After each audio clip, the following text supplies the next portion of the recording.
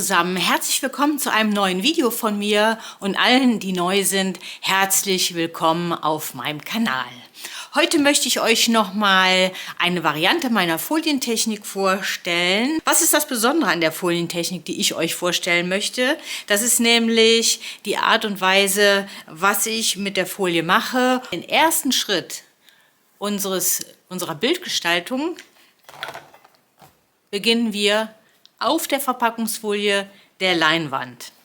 Also nicht denken, die ist ja verrückt, so fängt die an, auf der Verpackung zu malen. Die hat vergessen, die Folie runterzunehmen. Nein, habe ich nicht vergessen. Das ist meine Art, Folie in Bildgestaltung mit einzubinden und das gibt unheimlich tolle Effekte. Wir sehen nämlich hinterher nicht unsere gemalte Fläche, sondern wir drehen die Folie um und sehen auf unserem Bild später die Rückseite unserer gemalten Fläche. Und das ist das Besondere.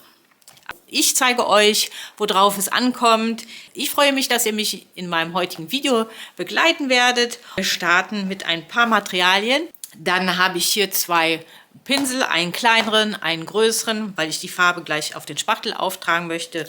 Und wir haben hier erstmal nur 4 Farben, und zwar in Gold Metallic. Wir haben hier Sienna Natur, dann haben wir Sienna gebrannt und Schwarz. Mit diesen 4 Farben möchte ich gerne anfangen. Ich nehme meinen Spachtel, tauche als allererstes in das Gold Metallic und lege so ein bisschen Farbe auf den Spachtel. Schaut mal so. Gar nicht so voll machen den Spachtel mit Farbe. Erstmal so für die ersten Schritte ausprobieren. Dann nehme ich den Spachtel ganz flach und ganz leicht das Gold abreiben. Dann entsteht, wie ihr seht, so eine Fläche.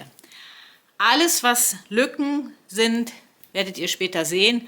Da kommt von unten die nächste Farbfläche, kann da durchscheinen. Schaut einfach zu, wie ich das Bild aufbaue. Und wir machen mal weiter. Ich habe mir deswegen mehrere Pinsel genommen, weil ich will das Gold schön sauber lassen, damit der Metallic-Effekt nicht weggeht. Ich nehme jetzt hier mal ein bisschen, ganz klein bisschen immer nur dazu. Erstmal ausprobieren, was passiert, wenn man was macht. Lege so dieses Rostrot, also Sienna gebrannt, auf den Spachtel. Wieder ganz flach, also so hilft es euch ja nichts. Da bleibt ja nichts auf der Folie hängen, sondern es soll, schaut mal, einmal drüber gewischt, mega Ergebnis. Ja, ich sage mega Ergebnis, weil ich ja weiß, was später noch kommt. Deswegen weiß ich, dass das ganz cool aussieht mit diesem Fleckchen dazwischen. Schaut mal hier, diese hier und dann diese Reibestellen sozusagen. Das sieht halt hinterher unheimlich super aus. Jetzt nehme ich mal ein bisschen Schwarz dazu, trage das auch auf und ziehe einfach wieder den Spachtel flach und mache einfach so. Ich werde nicht kreuz und quer spachteln, sondern werde so ein bisschen im horizontal-vertikalen Bereich bleiben, damit es nicht so ein Durcheinander gibt. Und jetzt nehme ich nochmal das Sienna gebrannt dazu.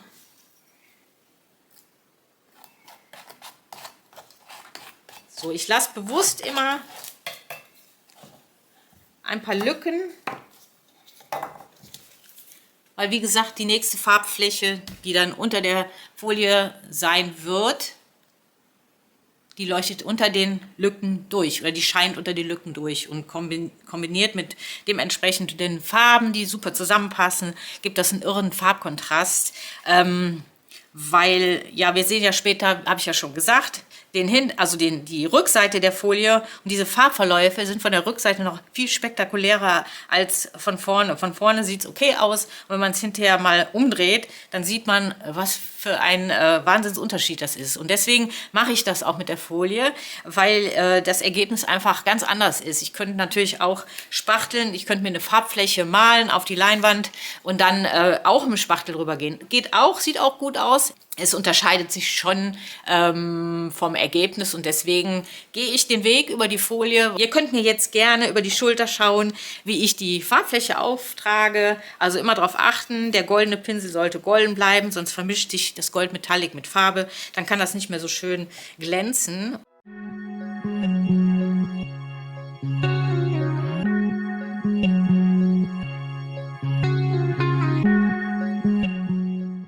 Also wir brauchen relativ viele freie Flächen, aber auch gleichzeitig, dass die Leinwand überall irgendwie schöne Effekte hat. Ich bin halt ein Gold-Fan.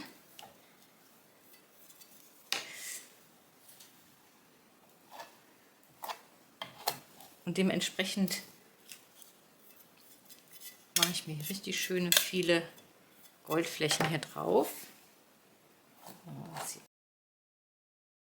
Schaut mal, so schöne Effekte hier entstehen. Schaut mal diese ganzen kleinen Verwischer und Farbineinanderläufer und alles, die geben hinterher halt einfach ein super Ergebnis.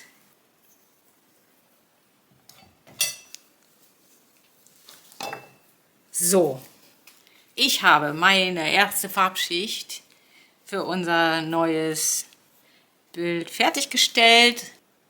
Und jetzt möchte ich gerne diese Folie, die kann man nämlich ganz schnell trocknen, dann können wir nämlich schon den nächsten Schritt machen.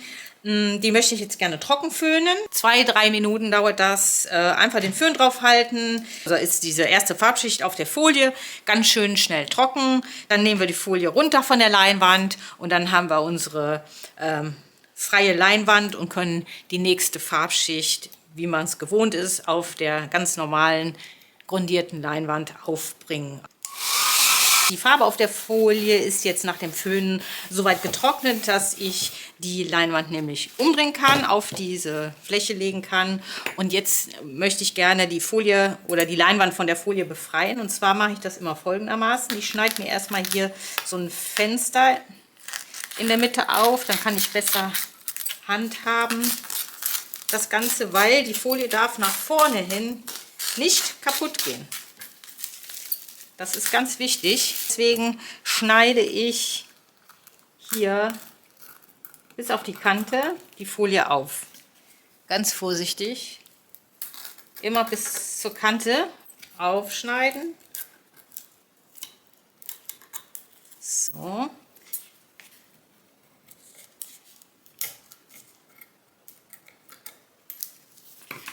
Jetzt mache die Hände frei, weil jetzt wird es ein bisschen knifflig. Ich gehe hier hin und ziehe an einer Ecke über die Kante drüber. Und so kann ich ganz entspannt, oh, pass auf, siehst du, jetzt, ich habe hier dran gezogen, also man muss wirklich aufpassen, nicht die Folie kaputt machen. Das ist ja trocken, das kann dann ruhig so ein bisschen... So, zack, schaut mal. So haben wir die gemalt, die Folie. Und so sieht sie andersrum aus. Das kann man jetzt wahrscheinlich schlecht erkennen über die Kamera, aber das sind schon ganz andere Farbverläufe als vorne. Aber das werdet ihr hinterher sehen, denn wir werden ja diese Farbfläche noch auf die Leinwand gleich übertragen, wenn die nächste Farbfläche auf der Leinwand auch da ist. Ich habe jetzt erstmal die Folie zur Seite gelegt. Ich schreibe euch alles Material auf in die Videobeschreibung und da könnt ihr ganz entspannt nachlesen, was ich alles benutzt habe. Ich fange mal an, nehme Farbe auf der Karte auf und streife die einfach mal so, halte die so halb schräg, die Karte, und spachtel die Farbe einfach mal so auf die Leinwand.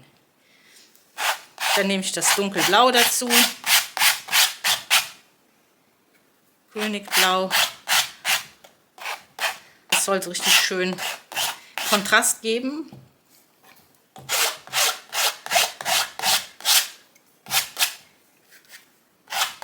Ihr schaut mir einfach mal über die Schulter, wie ich die Farbfläche jetzt hier anlege. Könnt euch ganz entspannt zurücklehnen und mir einfach zuschauen.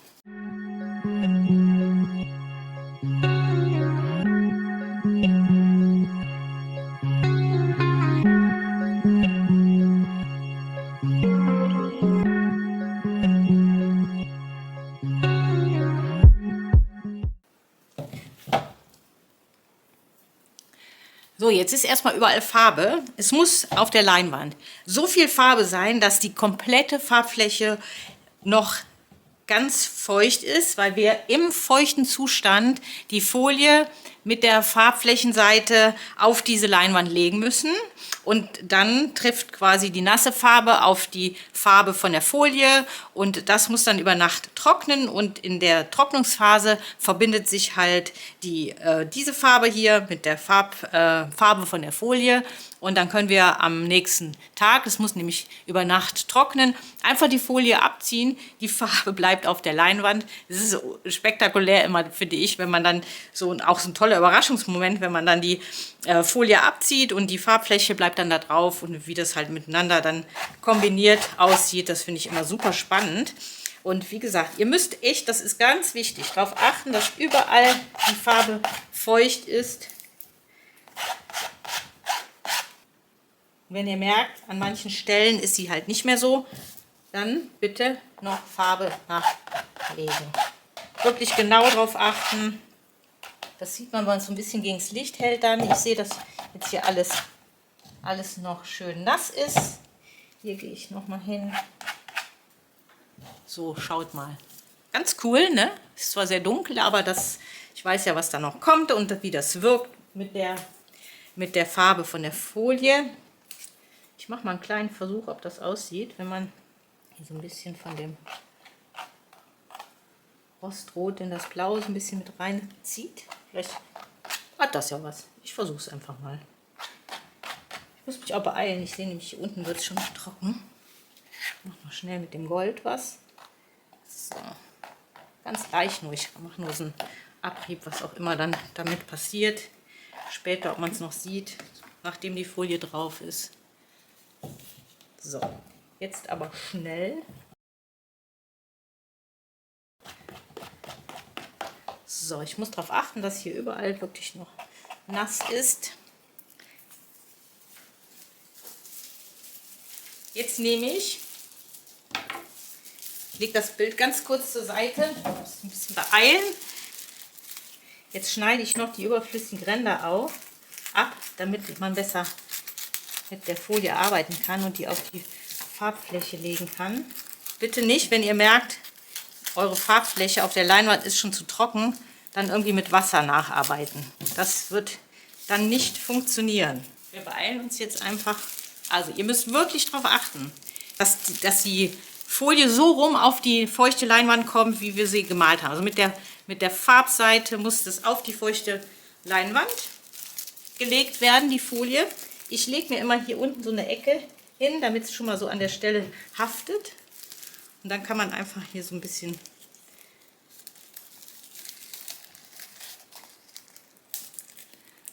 das drauflegen.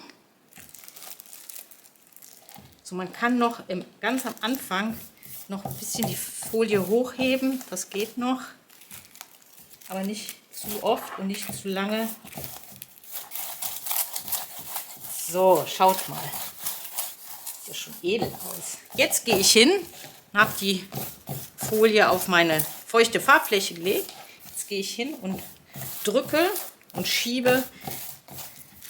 Wenn hier so ein paar Falten sind, das ist nicht schlimm, das gibt hinterher auch Effekte.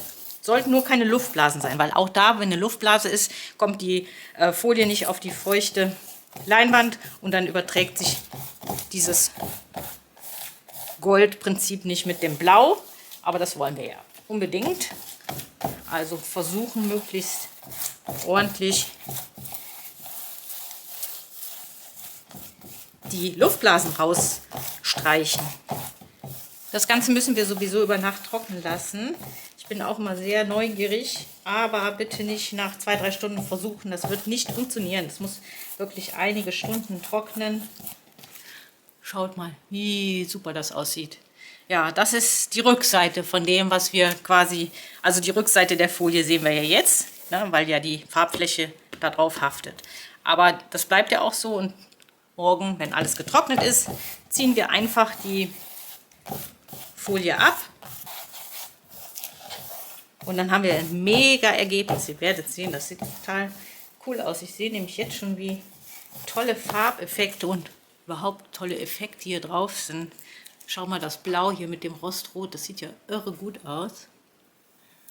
Auch hier oben, das wird ganz super. Ich freue mich schon. Der Glanz, der bleibt übrigens. Genau, wenn man die Folie abgezogen hat, dann bleibt es trotzdem glänzend. Und das ist auch nochmal ein totaler, super schöner Vorteil der Folientechnik, so wie ich die mache, mit der Farbschicht auf der Folie, die dann getrocknet auf die nächste feuchte Farbe übertragen wird. Also wirklich über Nacht trocknen lassen. Das ist meine Empfehlung, dass es auch wirklich gut funktioniert. Also einfach geduldig sein. Ihr werdet auf jeden Fall belohnt. Versprochen. Dann bis morgen. Auf den spannendsten Teil der Folientechnik freue ich mich jetzt ganz besonders, denn jetzt ist der Moment da, nachdem wir alles haben trocknen lassen, dass wir jetzt hingehen können und die Leinwand von der Folie befreien können. Ja, das machen wir jetzt mal. Oh, ich bin schon so aufgeregt. Das ist wirklich immer so spannend, weil ich das, man sieht ja jetzt schon, wie mega farbintensiv. Ja, und das ist halt das Besondere meiner Art, mit der Folie zu arbeiten, dass man ja die Rückseite von der bemalten Fläche auf der Folie sieht jetzt. Also wir haben die ja dann quasi umgedreht draufgelegt und dadurch sieht man jetzt die Rückseite. Tolle Farbverläufe, die Farbe ist halt unheimlich brillant und jetzt kommt der magische Moment. Schaut mal, ich kann hier ziehen und ihr seht, ich ziehe ganz vorsichtig erstmal immer die Ecken ab. Schaut mal hier.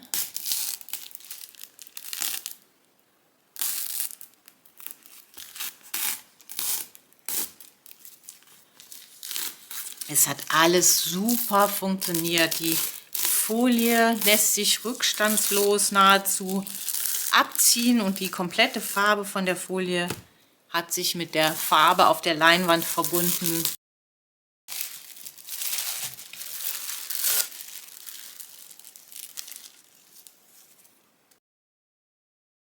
Schaut mal hier, unser Ergebnis ohne Folie jetzt. Die Technik hat funktioniert, die Übertragung von der Folie auf die Leinwand, die Verbindung der beiden Farbflächen, das hat hervorragend geklappt.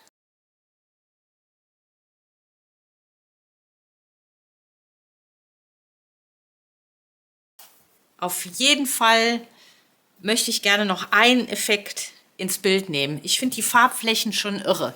Die Farbkombinationen, Verläufe, alles sieht super aus, aber ich möchte dem Auge doch irgendwo so einen kleinen Landepunkt geben. Und das mache ich mit einem kleinen Effekt, den ich euch jetzt noch zeigen möchte. Und ganz wichtig bei diesem Bild ist, dass ja der Rand mitgemalt wird, und zwar in Schwarz. Das mache ich gleich. Ich habe mir jetzt nochmal meine Palette mit Schwarz bestückt, habe wieder meinen Pinsel und lege so eine Schicht Schwarz auf meinen Spachtel. Gar nicht so dick.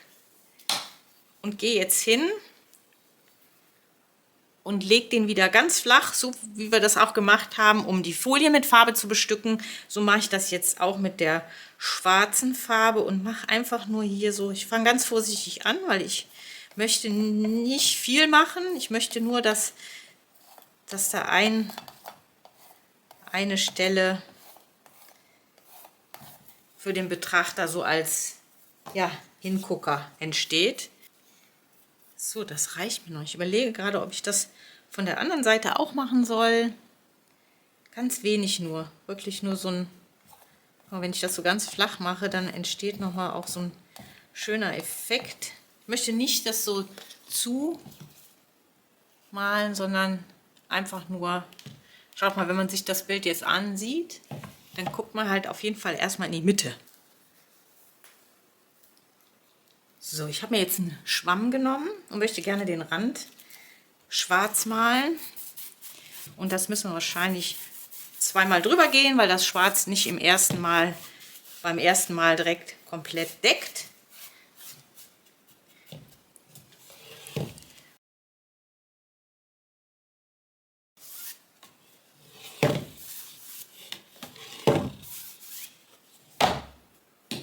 Und ich überlege gerade, ob ich noch was wage. Ich habe jetzt noch eine kleine Idee, weil ich würde doch ganz gerne, dass hier nochmal das Blau vielleicht auftaucht.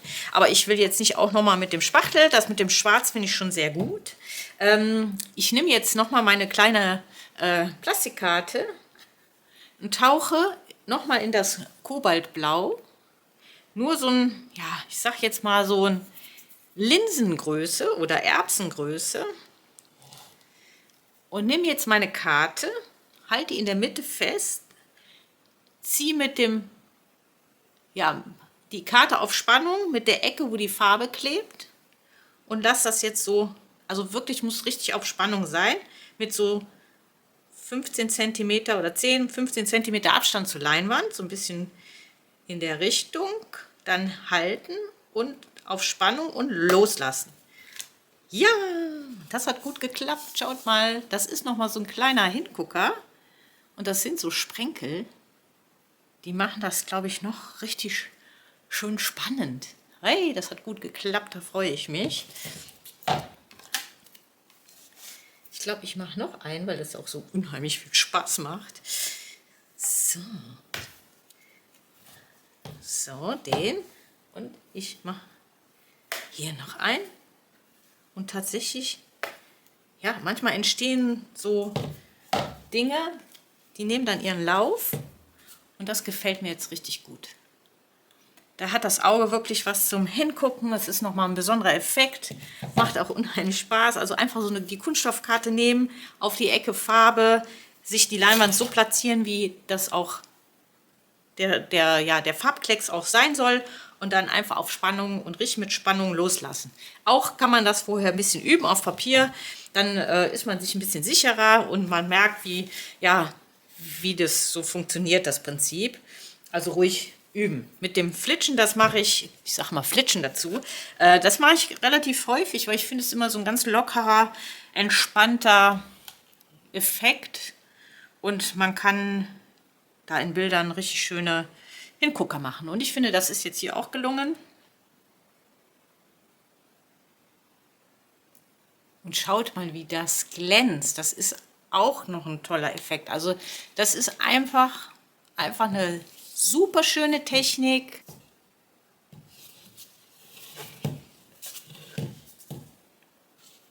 So, ich habe das Bild nochmal tatsächlich gedreht. Ich glaube, so rum gefällt es mir noch besser. Mein Bauch möchte das so und ich gebe ja meinem Bauchgefühl nach und habe mich jetzt entschieden, dass ich den Effekt nicht von da, so wie ich ihn gemacht habe, von links nach rechts, sondern lieber von rechts nach links haben möchte. Sieht irgendwie für mich harmonischer aus.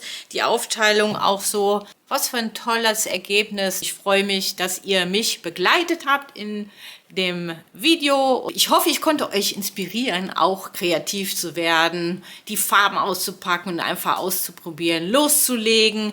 Schön, dass ihr dabei seid und ich freue mich schon auf unser nächstes Video und sage bis dahin, liebe Grüße, eure Andrea.